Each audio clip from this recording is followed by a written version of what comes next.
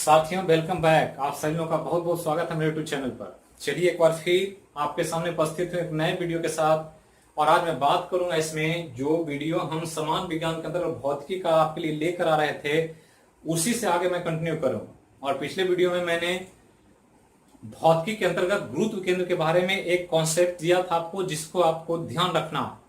अब चलते हैं उसी गुरुत्व केंद्र के बारे में आगे पढ़ते हैं, जो एक महत्वपूर्ण टॉपिक है एग्जाम के दृष्टिकोण से। और एग्जाम में यहां से एक सवाल आपसे निश्चित तौर पर पूछा जाएगा, किसी भी एग्जाम में बैठे, चाहे टेक्निकल, नॉन टेक्निकल, कमीशन का एग्जाम हो, बीपीएससी, यूपीएससी, दरोगा, एसएससी, रेलवे, सचिवालय, डिफेंस, कोई भी एग्जाम में एक सवाल तो निश्चित तौर पर भौतिकी का एक हिट इशू है, हिट टॉपिक है। तो चलिए गुरुत्व केंद्र के बारे में मैंने बताया था कि गुरुत्व केंद्र पिंड का एक ऐसा पॉइंट होता है जिसमें उस बिंदु पर पिंड के सारे मास निहित होते हैं। दूसरा, कि गुरुत्व केंद्र पिंड के मास के वितरण पर निर्भर करता है। किसी भी पिंड का गुरुत्व केंद्र एक ही होता है। पिंड का गुरुत्व केंद्र पिंड के आकार पर निर्भर करता है। पिंड का गुरुत्व केंद्र पिंड के अंदर या पिंड के बाहर हो सकता है। तो ये सब बातें मैं बता दिया था जो पिछले वीडियो में आप देखें, और उसके बाद इसको कंटिन्यू करें।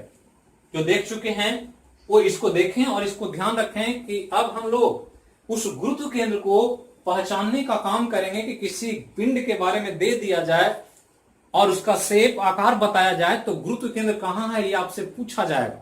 और इसी के तौर पर मैं जो महत्वपूर्ण पिंडों का आकार होता है उसी के बारे में मैं आपको यहां बताने का प्रयास करूंगा, जिसको आप याद रखें। जिसमें पहला है एक समान छड़, यूनिफॉर्म रॉड। तो रॉड लोहे का देखे होंगे, लोहा हो, लकड़ी हो, किसी का हो, वो रॉड के रूप में है, यूनिफॉर्म है। तो जब भी रॉड के रूप में रहेगा, छड़ के रूप में, तो उसका गुरुत्व केंद्र जो होगा वो छड़ का मध्य बिंदु होगा। ये ध्यान रखना है। जो छड़ का सेंटर पॉइंट होगा, बीचों बीच होगा, वही उसका गुरुत्व केंद्र होगा। ये ध्यान रखना। जैसे एक रॉड ऐसे दे दे कि रॉड है, ये लोहे का है या किसी भी चीज का रॉड है, यूनिफॉर्म है, जिसकी मोटाई सब जगह बराबर है, मटेरियल एक है, तो सीजी जो होगा बिल्कुल इसके सेंटर पॉइंट में सीजी होगा। यहां से लंबाई जो होगी, जितना इधर होगा उतना ही इधर होगा, मतलब बराबर होगा बीचों बीच में। अब अगर एक समान छड़ के जगह सर्कुलर डिस्क दे दे, वृत्ताकार प्लेट, पिंड है और प्लेट के रूप में कागज हो सकता है, लकड़ी का तख्ती हो सकती है, एल्युमिनियम सीट हो सकता है, लोहे का सीट हो सकता है, लेकिन वो सर्किल में एक गोल पिंड के रूप में, और गोल है, वृत्ताकार पिंड है। और जब वृत्ताकार पिंड होगा तो इसका जो गुरुत्व केंद्र होगा वो पिंड का केंद्र होगा। मतलब जो भी होगा वो डिस्क उसका केंद्र होगा। एक प्लेट दे देगा आपको, तो प्लेट क्या है? सर्कुलर डिस्क है।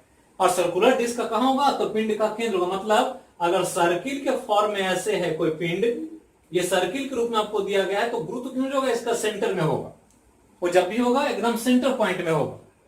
अब तीसरा एक पिंड है गोला। गोला क्या होता है कि प्लेट सर्कुलर है, प्लेट के रूप में। गोला पूरी तरह से स्फेरिकल है, 3 डायमेंशनल है।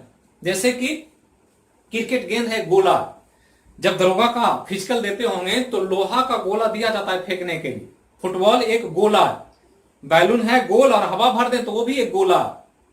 सेब को ऑलरेडी एक गोला मान सकते हैं, क्योंकि वो भी एक गोल शेप में है।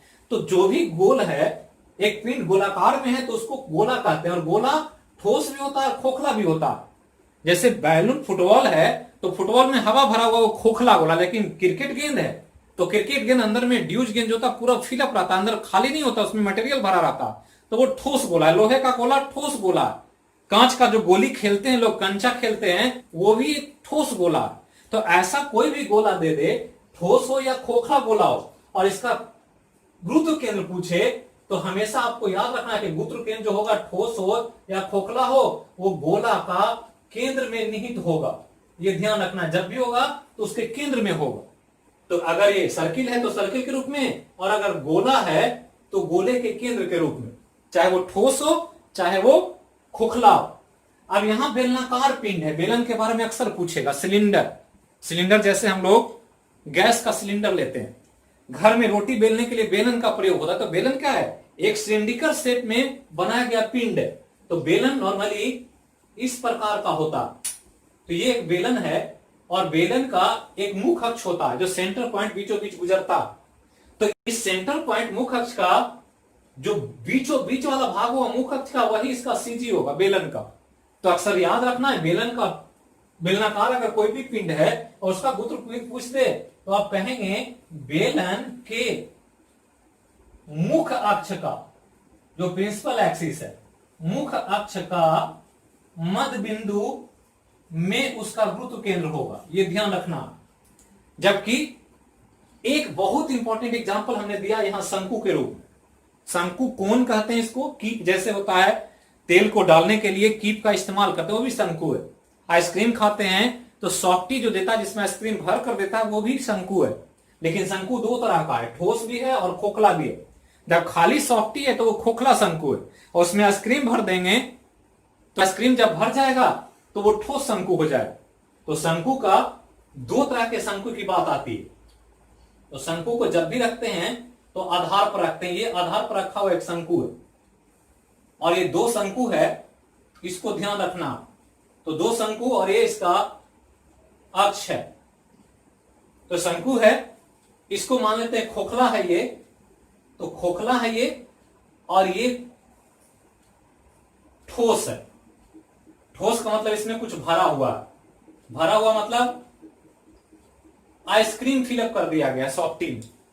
तो सॉफ्टी में आइसक्रीम नहीं है तो खोखला है, और आइसक्रीम भर दिया तो ठोस है। और हमने कहा था कि गुरुत्व केंद्र हमेशा जिधर द्रव्यमान ज्यादा होता है उधर ही गुरुत्व केंद्र होता है। अब यहां सोचे कि खाली है तो द्रव्यमान किधर ज्यादा है, और भरा हुआ है तो द्रव्यमान किधर ज्यादा।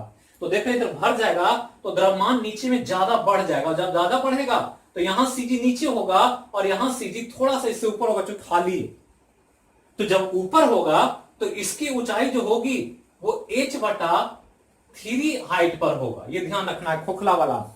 और जबकि जो भरा हुआ होगा वो h/4 हाइट पर होगा, क्योंकि ये नीचे से ज्यादा नीचे पर होगा। मान लिया अगर ये यहां पर सीजी है तो इससे सीजी थोड़ा सा और नीचे होगा भरा हुआ वाला, तो यहां इसका सीजी थोड़ा सा इससे नीचे होगा, यहां h/3 हाइट पर, यहां h/4 हाइट पर। तो ये ध्यान रखना है कि अगर ठोस शंकु का बात करेगा तो आधार से ठोस शंकु में h/4 ऊंचाई पर, और जबकि खोखला होगा तो आधार से h/3 ऊंचाई पर। और यह ध्यान रखना है, इसलिए हो रहा है कि भरने के बाद मास नीचे बढ़ गया है ठोस वाला, और यहां मास कम है नीचे में, इसके कारण सीजी थोड़ा सा नीचे भाग आया। और हमने कहा है कि मास जिधर ज्यादा होता है सेंटर ऑफ ग्रेविटी उधर ही एग्जिस्ट करता है, ये ध्यान देना। और ये बहुत इंपॉर्टेंट एग्जाम में अगर पूछ देगा तो मैक्सिमम लोग जो साइंस से रिलेटेड नहीं वो गलती कर देंगे सवाल।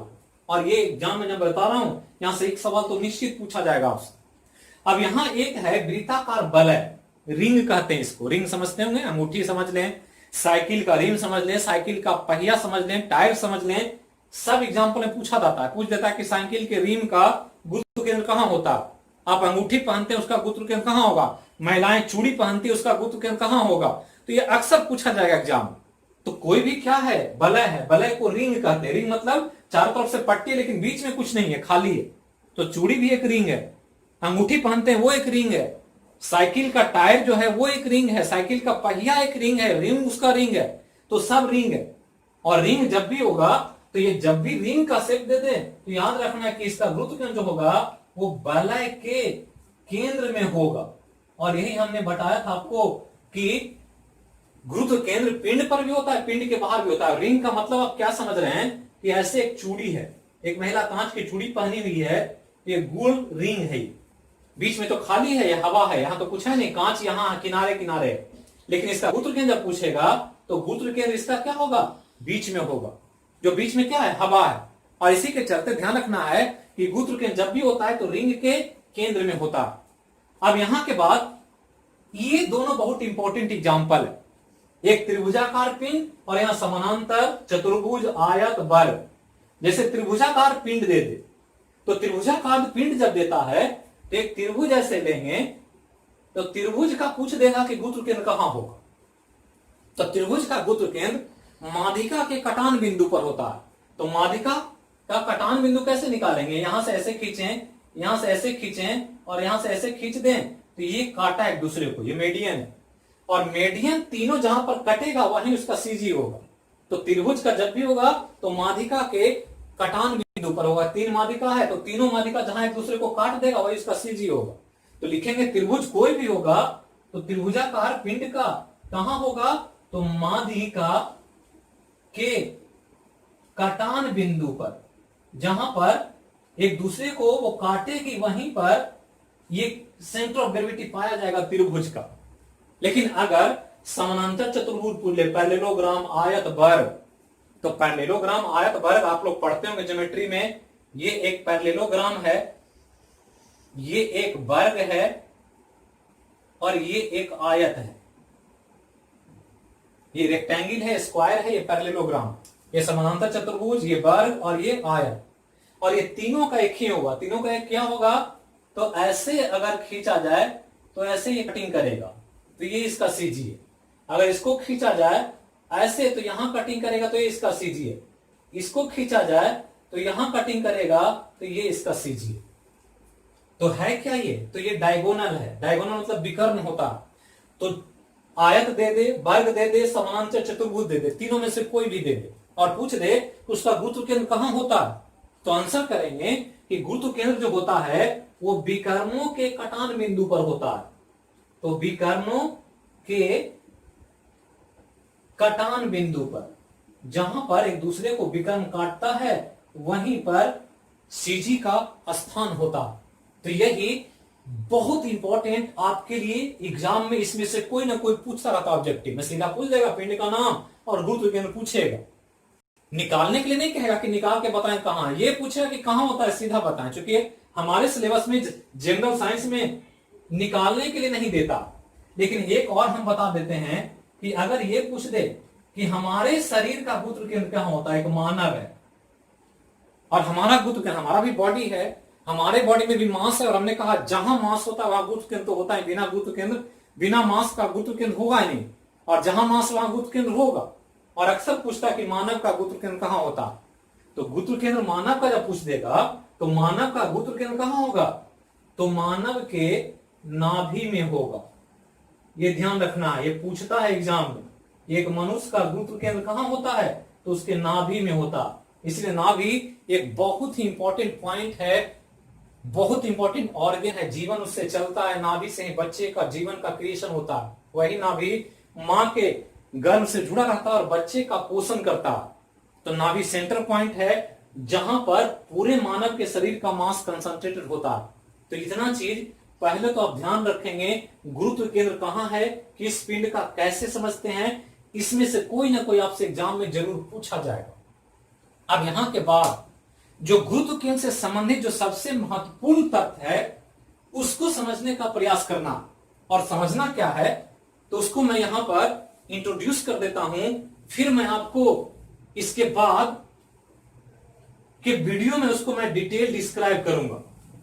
तो जो मैं बताने जा रहा हूं उसको थोड़ा सा आप यहां पर ध्यान से समझें कि जो हम इतना पढ़ रहे हैं गुरुत्व केंद्र, उसको पढ़ने का उद्देश्य क्या है, मतलब सेंटर ऑफ ग्रेविटी का महत्व क्या है, कभी इस पर ध्यान देना। यही सबसे इंपॉर्टेंट बात है इस पूरे टॉपिक का। क्यों पढ़ रहे हैं, क्यों निकालना चाह रहे हैं कि कहां पर किसका है, इसको पढ़ने से फायदा क्या है, क्या हम इससे कर सकते हैं।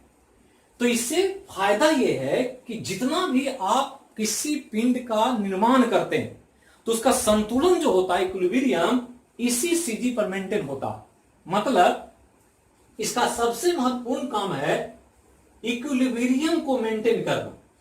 यह ध्यान रखना है, यही सबसे इंपॉर्टेंट पॉइंट है। और इक्विलिब्रियम से एग्जाम में बहुत सवाल पूछा जाता है जीएस में, जिसको हम हिंदी में संतुलन कहते हैं। समझे, एक एग्जाम्पल हम दे रहे हैं और वो एग्जाम्पल से आप आसानी से समझ सकते हैं। पहला तो जैसे सिंपल पूछा जाए आपसे कि एक बच्चा मानव का जब जन्म लेता है तो उसको खड़ा होने में 1.5 साल लग जाते हैं, तब जाकर वो खड़ा हो पाता। कई बच्चे तो 1.5-2 साल तक में भी खड़े नहीं हो पाते। तो मां बाप बहुत चिंतित हो जाता है कि बच्चा खड़ा नहीं हो पा रहा। लेकिन कभी ध्यान दिए होंगे कि एक गाय जब बच्चे को जन्म देती है, बछड़े को, तो वो बछड़वा जो है 10 मिनट में खड़ा होकर दौड़ने भी लगता है और मां का दूध भी पीने लगता है आसानी से। लेकिन एक मानव का जो बचवा है वो बिल्कुल खड़ा होने में बहुत दिक्कत होती है उसको। तो क्यों दिक्कत हो रहा है कि गाय का बछड़ा तुरंत खड़ा, तुरंत जन्म लिया और 10 मिनट में चलने लगा, अपने से दूध भी पी रहा है, कोई उसको दिक्कत नहीं। लेकिन मानव का जो बचवा है उसको काफी प्रैक्टिस करना पड़ रहा है, काफी मेहनत करता है, तब जाकर वो खड़ा हो पाता। तो क्यों हो रहा है? क्योंकि ये गुरुत्व केंद्र सबसे मेन पॉइंट है जो एक बच्चे को खड़ा होने में मदद कर रहा है। अगर गुरुत्व केंद्र को बैलेंस नहीं करेगा बच्चा, खड़ा नहीं हो सकता। एक दारू पी लेता है शराबी, तो देखते हैं उसके पांव लड़खड़ाने लगते हैं और गिरता है, संभलता है, कभी कभी तो घर तक नहीं पहुंच पाता है और रास्ते में ही कहीं गिर गया पानी वगैरह में तो डेथ तक हो जाती। शराबी के लिए सबसे बड़ा दुश्मन यही होता है कि कहीं वो पानी में गिर गया रास्ते में, फिर उसको कोई बचाने वाला नहीं। और इसलिए कि उसका गुरुत्व केंद्र डिस्टर्ब हो गया है, गुरुत्व केंद्र को बैलेंस नहीं कर पा रहा। और जब गुरुत्व केंद्र बैलेंस नहीं होगा, आदमी खड़ा नहीं हो सकता। और इसलिए गुरुत्व केंद्र का बहुत महत्व है। एक राजमिस्त्री जब दीवार लगाता है मकान बनाने के लिए, तो गुरुत्व केंद्र को अगर मेंटेन ना करे तो दीवार खड़ा ही नहीं होगा। देखते हैं 100 मंजिला बिल्डिंग ही बन जाती है। वो क्यों बनती है? क्योंकि गुरुत्व केंद्र को ध्यान रखकर बनाते हैं। आज बड़ी बड़ी ब्रिजेज बन रहे हैं, एलिवेटेड ब्रिजेज बन रहे हैं। क्यों? क्योंकि हमको गुरुत्व केंद्र का ज्ञान है, हमको पता है कि कहां पर पुल का पिलर देंगे कि ये पुल गिरेगा नहीं, सारा पिलर पर ही भार आएगा। तो सब कुछ को समझने के लिए गुरुत्व केंद्र चाहिए। हाजीपुर के बस पर लोग अक्सर छत पर चढ़ जाते हैं, तो बसों पर छत पर चढ़कर यात्रा करते हैं लोग, कुछ एंजॉय करने के लिए भी करते हैं और कुछ लोग अपने साहस का प्रदर्शन करते हैं, कुछ लोग पैसे बचाने के लिए करते हैं। सबका अलग अलग उद्देश्य है। लेकिन कानूनी तौर पर बसों के छत पर सवारी करना मना है, कानूनी अपराध है कि अगर प्रशासन उसको देख ले तो डंडे भी लगते हैं और जुर्माना भी होता, बस चालक को भी और जो यात्रा करता है उसको भी। कभी देखे होंगे कि एक पूछता है अक्सर एग्जाम कि पीसा की मीनार 7 अजूबों में शामिल, जैसे ताजमहल है वैसे ही पीसा की मीनार है। तो अजूबा क्यों मानते हैं उसको? क्योंकि मीनार झुका हुआ है और आज भी खड़ा है सदियों से झुकने के बाद। जबकि झुकने के बाद कोई भी पिंड को समय के साथ गिर जाना चाहिए। जब एक पेड़ झुक जाता है तो जैसे ही बारिश आती, आंधी आती है, तुरंत वो गिर जाता है, ज्यादा दिन तक सर्वाइव नहीं कर। जैसे ही पेड़ में झुकाव आ गया तो वो वृक्ष ज्यादा दिन तक नहीं टिकेगा, वो गिरेगा, क्योंकि सीजी उसका अब अपने जगह से खिसक गया। तो इन सब चीजों को समझने के लिए इक्विलिब्रियम समझना होता है। और इक्विलिब्रियम कैसे मेंटेन होगा? तो गुरुत्व केंद्र से मेंटेन होगा। और इसलिए ही हमको गुरुत्व केंद्र जानने के लिए इक्विलिब्रियम को मेंटेन करना है, इसलिए गुरुत्व केंद्र को जानना जरूरी होता है। आप कभी जज किए हैं कि एक कार जो डिजाइन करती है कंपनियां, कार का स्पीड जितना बढ़ता चला जाता है, मतलब जितना फास्ट कार बनाएगा, आप कभी ऑब्जर्व करें, कार जो डिजाइन करती है कंपनियां, तो कार जितना फास्ट चलेगी, जितना फास्ट कार चलाने की क्षमता होगी, उस कार का ग्राउंड क्लियरेंस कमता चला जाता है। ये कभी आपने सोचा कि ऐसा क्यों होता है?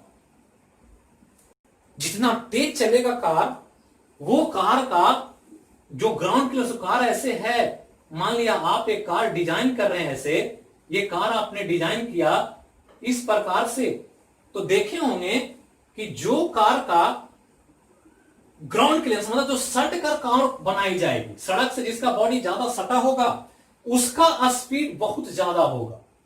ये ध्यान रखना। आप कभी भी रेसिंग कार को देखें तो आपको टायर और बॉडी जो है इतना ग्राउंड से सट कर चलता है, उसका हाइट नहीं होता है। ट्रैक्टर का क्या है? ट्रैक्टर का हाइट बहुत होता है ग्राउंड से, इसलिए ट्रैक्टर बहुत ही अनस्टेबल गाड़ी है, कभी भी पलटी मार सकता है। तो जितना आप ग्राउंड से सटा कर रखेंगे वो गाड़ी पलटी नहीं मारेगी, फास्ट भी चलेगा तो बैलेंस में चलेगा। तो ये ध्यान रखना है कि ये सब चीजों में वैज्ञानिक तरीके से जो डिजाइन होता है उसमें इक्विलिब्रियम का बहुत महत्व होता है। और इक्विलिब्रियम क्या है? तो पिंड का संतुलन। अब इक्विलिब्रियम 2 तरह का होता है, मतलब पिंड का संतुलन जो है वो गुरुत्व केंद्र के आधार पर 2 तरह के पढ़ना होगा हम लोग, और उसी को हम लोग को ध्यान रखना। तब इक्विलिब्रियम संतुलन क्या है? इसको तो हम लोग समझेंगे और फिर समझने के बाद आपको पता चलेगा कि इक्विलिब्रियम के दो टाइप्स हैं। पहला जो टाइप है उसको कहते हैं स्टैटिक इक्विलिब्रियम। ये ध्यान रखना है, नाम है स्टैटिक इक्विलिब्रियम। तो स्टैटिक मतलब समझते ही होंगे, और ऐसे भी मैं आपको पिछले वीडियो में बता चुका हूं स्टैटिक। तो एक है स्टैटिक इक्विलिब्रियम और दूसरा है डायनेमिक इक्विलिब्रियम। तो दो तरह के इक्विलिब्रियम पढ़ने होते हैं, ये ध्यान रखना। डायनेमिक इक्विलिब्रियम, तो दो तरह का। तो स्टैटिक मतलब होता है स्थिर, इसको कह सकते हैं स्थैतिक इक्विलिब्रियम या स्थैतिक संतुलन। और ये जो है डायनेमिक इक्विलिब्रियम, इसको गतिशील संतुलन भी कह सकते हैं। गतिशील संतुलन, यही दो तरह के संतुलन नॉर्मली बॉडी में देखा जाता है। तो पहले तो इक्विलिब्रियम क्या है ये समझना है, कैसे इसको मेंटेन करते हैं, हम लोग को किन किन चीजों का ध्यान रखना होता है ताकि पिंड इक्विलिब्रियम में रहे। दूसरा कि इक्विलिब्रियम कब स्टैटिक कहलाएगा, कब डायनेमिक कहलाएगा। और इसी की इक्विलिब्रियम की बात मैं आपको अगले वीडियो में करूंगा, जिसमें मैं बिल्कुल कॉन्सेप्चुअली आपको समझाऊंगा कि कैसे कार का डिजाइन होता है, कैसे कंपनियां बनाती है, कैसे पीसा की मीनार नहीं गिर पा रही है, अभी भी वैसे ही खड़ी है 7 अजूबों के रूप में। छत पर बसों के यात्रा करने से क्यों मना किया जाता है, मानव का बचवा क्यों जल्दी खड़ा नहीं होता है और गाय का बचवा जल्दी खड़ा क्यों हो जाता है। तो ये सब कुछ मैं बिल्कुल आसानी से समझा दूंगा, फिर आप कभी भूल नहीं पाएंगे और आसानी से एग्जाम में सवाल बना पाएंगे। तो इसी के साथ ये वीडियो को यहीं कंप्लीट करता हूं, फिर मिलूंगा अगले विषय में अगले वीडियो के साथ। तब तक जहां रहें स्वस्थ रहें, सुरक्षित रहें, राष्ट्र भावना के ओत प्रोत रहें और राष्ट्र भावना के साथ काम करें, देश हित में अपना हर कार्य को लगाएं। Thank you.